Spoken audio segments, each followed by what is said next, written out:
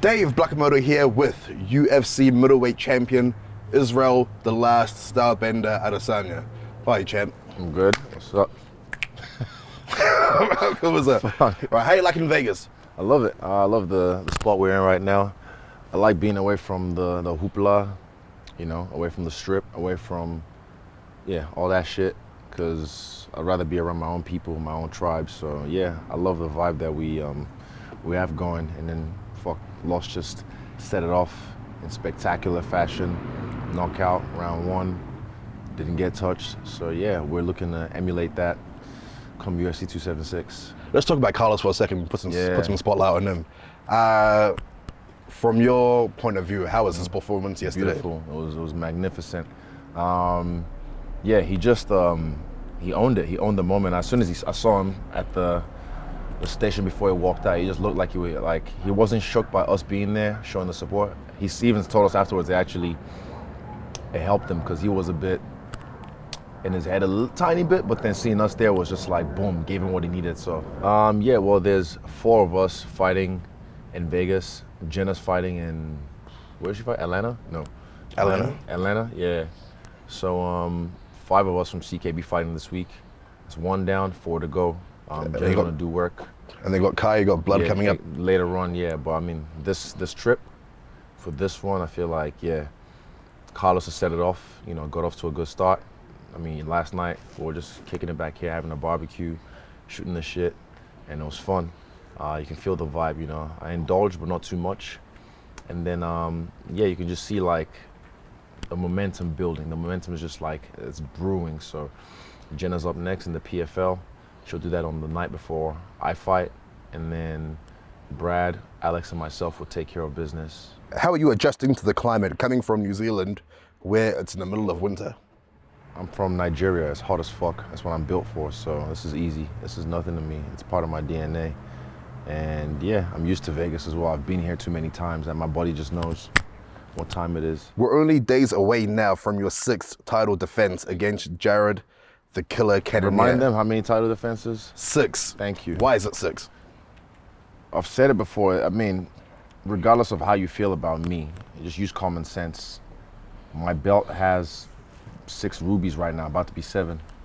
So none of those rubies are different from the other one, and they all have the names, the date, and the venue of where I earned those rubies. So I don't know what the fuck all this shit about is.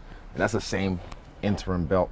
You should all go look up the meaning of interim in the dictionary, you dumb fucks. Maybe you'll actually learn something. And respectfully, I'm saying, like, you don't have to, it's like, for me, it's just a slap in the face when they try and take that away from me. It's like, oh, he only has these many defenses. I'm like, bitch, come take my rubies away from me. I dare you. Fucking bitches. Carry on. Last time you fought during International Fight Week was in 2018 as the main event of the TUF 27 finale. It was your 3rd fight in the company. You were unranked and you were facing number 8, Brad Tavares. Firstly, Vegas is the fight capital of the world. What was that like, seeing your name and face on the big billboards, on buses, the marketing of that fight around the city? Yeah, premonition coming to fruition. That's what it felt like. It felt like it was meant to be. It felt like what I've always, visualized and imagined it would be like. And it was also inspiring as well for the future of what I was gonna do in the game, and I'm doing in the game right now. So I wasn't mad at it. I'm happy it went the way it did. 5-0 sweep, and then Dan did work the next night, and then we just had a good time. Nice. Fast forward to today. This would be your 9th main event in 13 UFC fights. You're seeing your face around everywhere now, like when you come into fight week. Are you used to that, or is it still something that you still, stop and take in? It's normal. It's normal. It's normal, but like, it's still, it still means something. Even like when I walk down the strip and I see my face plastered on a bigger screen, I'm sure it's something that I'm just like, damn, it doesn't get old. It's normal, I'm used to it, but it doesn't get old. I never take it for granted because, this is, what I planned for. This is what I put out into the universe, and I made it happen. So yeah, just things like that. There's always just like little ticks, little dopamine or whatever releases in my brain. Like it feels good. Is headlining International Fight Week one of your unlocked achievements that you had coming in? I feel like I already did, but I feel like this is a new level because I'm headlining a pay-per-view on International Fight Week. So yeah, it is, and I love it because it's like, it feels like WrestleMania. It feels like something huge, like a bigger event than the rest. You can tell by the way they stack the card, and yeah, it's going to be something spectacular. I'm already like, I'm feeling the feels, all the good and bad feels, you know, like I'm putting it on myself because I really want to show out, and I love it when people like doubt me, you know, and I'm just taking all that in, and the support as well, and the love, I'm taking all that in. Yeah, nice. What other achievements do you still have that are yet to be unlocked on your journey throughout your career? A lot. I mean, taking the 205 belts, one. What else? Maybe a fight at heavyweight. Maybe, like just for style reasons, just because I can, you know. Do you have like other things, like stuff you practice in the gym that you want to execute? Oh in the yeah, octagon? definitely. Get a submission. Fuck yeah. yeah? I want to choke some nigga out. So for me, it's all part of it. It's all part of the. I want to get a few submissions before I retire. I'm not trying to, but I just want to. I want to make the opportunity present itself. But these boys keep dropping whenever I touch them, so I'll just make sure I set it up nicely, and I'm on my way. I catch it in the gym. I know what I can do, but it's just it's like the 4-minute mile. Once it gets broken, it's done. Because I can do it in the gym, but then once I execute it live, I think people don't realize like my wrestling's so good, but people just think I'm a stand-up guy. But like I was forced to defensively wrestle from the jump when I jumped in MMA, not in the UFC, in MMA. So in the beginning of my MMA career, whenever I got taken down, I would scramble to get the fuck back up. Now I don't panic. I'm like, oh yeah, cool. I'm gonna get back up because I just have that much faith in my ability. Because I was forced to do it in a fight. So same thing in a fight. Once I offensively grapple in a fight, it's game over. Because then I realize I've unlocked that pathway, and it creates way more avenues for me to whoop motherfuckers. You know, way more avenues for me to win. So yeah, I look forward to that. Yes.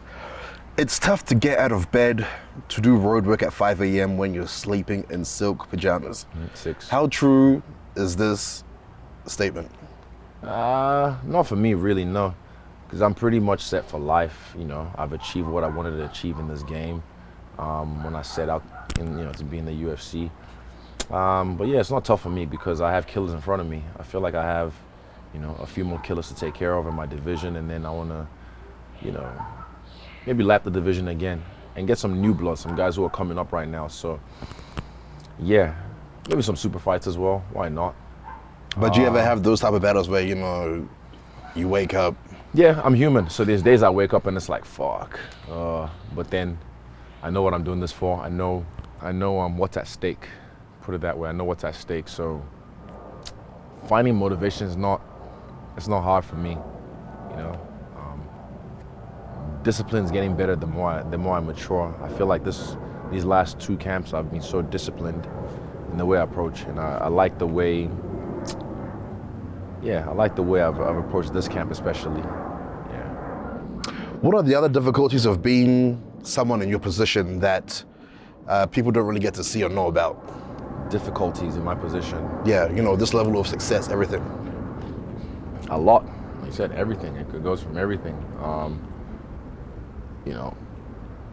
Your humanity getting just like thrown out the window by people in front of you and online. Online, people don't, you're just another image, and they can, trash you or whatever. I don't care about me, but the stuff in person, no one really trashes me in person because they know what time it will be. But people's personal space, my boundaries get crossed constantly, and I have to kind of like reinforce them. Because people feel entitled to my presence, my person. And I'm like, I don't fucking know you. I don't give a fuck if you're a fan. I don't fucking know you. Don't come just put a phone in my face. Don't come interrupt my conversation. Don't come interrupt my dinner with my family because you want a fucking photo. So, nah, fuck all that. There's a time and place, and also I love my fans. I like taking photos, but like I said, I'm a human being. Yeah, I mean, so you've seen, I've seen, yeah. the one recently that I was just like, and I had to remind the guy because we were going somewhere, the boat. We were going to the boat. That's why we picked up the Range Rover. We're going on the boat. Remember, we were going on the boat. You filmed. You were there. You were in the car, and then the guy, we're chilling in the car, windows down, and out of nowhere, this guy just right next to me. He's got his phone. Like, bro, I'm gonna take a selfie. I was like, what the fuck? Like, who the fuck are you? He's like, oh, bro, I'm just a big fan, bro. I'm like, the fuck? I don't know you. He's like, oh, and he said, but you're a celebrity. And I said, no, I'm fucking human. Fuck off. And I wound my window up. Like, I really don't give a fuck. Don't pull up on me like that. And he got away likely. I hope he learned from that. I hope he learns his lesson. And if he wants to say, oh, I met this guy one time, but he's an asshole, I hope he loses. Well, good. Keep that energy. Fuck you too. Nice. All right, let's move to the matchup. The Killer Gorilla. Yeah. You said it for years that he's a dark horse of the division. Why? Because he is. I feel like he's, yeah, I feel like he's that guy. I feel like he's the guy that everyone's sleeping on, even though he's had a couple of losses. Who he lose to Rob and someone else, I can't remember. But yeah, he's a guy that's been working his way, steady working. And I feel like, I'm a man of my word. I said, you beat this guy, Brunson, you're next in line. Because I actually want some new blood. So yeah, he obliged, and so do I. Does his past experience fighting at heavyweight and light heavyweight make him a more dangerous contender? I don't think so. I mean, I know the power is there and all that, yeah, but I'm like, everyone has power. I don't plan on being touched by anyone, so it doesn't really add anything extra for me. I'm not gonna get touched by him. Have you and Jared interacted much in person? Yeah, a little bit. I can't remember what fight was that. I was sitting like a few rows in front of him, and we're cordial, we're cool. But this fight, I'm not being cordial or cool. Nice. But what about like offline? Online, what about a little online? bit, yeah. I mean, I used to follow him. We exchanged pleasantries online. He responded to a few of my stories. Did things change after the fight was booked? Things changed after he started talking shit. Well, what do you mean? When did he talk shit? Personally. You took that personally? Yeah. Why do you think he switched up and started making memes and stuff? I don't know, man. These people always act different around me. It's weird. I think just because it's me. They feel like they have to change what they do. I'm like, just do what got you to the dance. Same advice I gave to Rob before the first fight. Just do what got you to the dance. Why are you starting to try and Mr. Funny Guy, But yeah, for me, this one, I'm like, I bet that's all I needed. That's all I needed. And I was like, cool. Well, I didn't know. Like, I'm gonna use him as an example. I love using people as an example. Like, I felt like the Costa was the best version, but then that fight's not as that fight was legendary in my eyes, classic. But it just, and I don't regret anything. I'm happy. I'm glad it happened the way it did on Fight Island, private. But if that was in front of a T-Mobile crowd, that fight the way it happened, imagine how the crowd would have been, how viral that moment, and people who were there live, they'll still talk about. You know what I mean? Like, it would have added more to it. But I don't regret it. I'm glad it happened the way it did because I got to hear his corner scream. But I'm feeling that type of way for this fight as well. Like, this is the guy that he thinks he's actually got a shot, and I just have to prove him wrong. I let him know, like, there's no chance in hell. Like, all that shit you were thinking, everything that I'm this, I don't give a fuck who he is. He's human. I am human, And I'm gonna show him how much of a human I am compared to him. Nice. Crystals and horoscopes. Are you a believer? Crystals and horoscopes. I believe there's things we don't understand about rocks, about sediments, about crystals, and the stars. I feel like there's things we don't understand, and Western society's kind of like poo-pooed and made it seem like it's not relevant. But I feel like they do have relevance in this world, and they do have influence. Because if the moon can influence the way the oceans move, fuck, that's magic. But we're just so used to it, we don't really see it as like magic. Fuck, just everything. This fucking camera, it's magic. But we've like accepted it as science. Science is just magic we understand. I don't know. Rocks and crystals is just, I guess, magic we don't understand yet fully. Yeah. Would you be surprised if he had crystals in this corner? Fuck, go ahead. I got crystals too. Bars. You never look past any opponent and only like to take a peek around the corner to see what the future holds. What do you see when you take that peek? It's peak. Probably the winner of Sean Strickland or Pereira. That's what I see. Pereira and Strickland have what seems to be a number one contender fight, even though Strickland is ranked number 5 and Pereira is unranked. How do you see that matchup playing out? Fuck, if Strickland just puts his ego aside and actually does what he needs to do, he might win this fight. But I feel like Pereira is just going to be too much for him in the beginning and he might get dropped and knocked out. Your fight reaction videos have become a staple in MMA culture. Let's talk about the pay-per-view main event between Jiri and Glover. What did you see during that fight? It was a crazy fight. I was involved back and forth. I was rooting for Jiri, and I was I was worried about his offense with the knees, but you know, I'm not in his corner. I'm not in his camp. I'm just a fan, you know, like you two watching and just yelling at the screen. I'm just like you, but I'm different. What did you think of Glover's jumping for that guillotine? He's landed it many times, but he just did it at the wrong time later on in the fight. You know, it's later on in the fight. And he was winning on the cards. And he was winning on the cards. He's sweaty. He was trying to finish the fight like a real fucking fighter does. He's trying to finish the fight, which is good, but that cost him the fight, or cost him the round, if I recall. I can't remember, but yeah, he just didn't lock it up properly, and he was super sweaty, and yeah, bad judgment call on his part. Your level of dominance in middleweight has resulted in what I said before, ranked number 5 versus unranked, to see who fights you next. Tell me about your thoughts of still going up to 205. That's later on. Later on? I have plans, but I don't like to like show my hand too early, so that's later on. Right now, like I said, it's not anytime soon, not in the next year, whatever. I'm just fully 185. I'm just gonna dominate this bitch, that's all. Agree. Finally, can we get your official prediction on how the fight will go? Official prediction. I honestly feel like I'll be too much for him. I'm gonna do like what Anderson Silva used to do. Just take my time. Fuck these cunts. I don't give a fuck how drunk you are. You want to see some action, and then within the first minute you don't see any action. Or boo. I don't give a fuck. I'm gonna take my time. I'm gonna be in my zone. I'm gonna get the reactions I want to get from him. Calculate, get the reads I need to get. See what their game plan is and what his reactions are. And then I'll freestyle from there. I'm just gonna go off freestyle. But I honestly feel like the way I touch him and the amount of times I touch him, he's not gonna survive. He might be forced to shoot and fall into a choke, or he's just gonna get knocked out. Just style on him. Like everything else is just freestyle. There's no really game plan. Like Tavares fight. Yeah, just style. Literally like the Tavares fight. Just style on him. Just feel myself.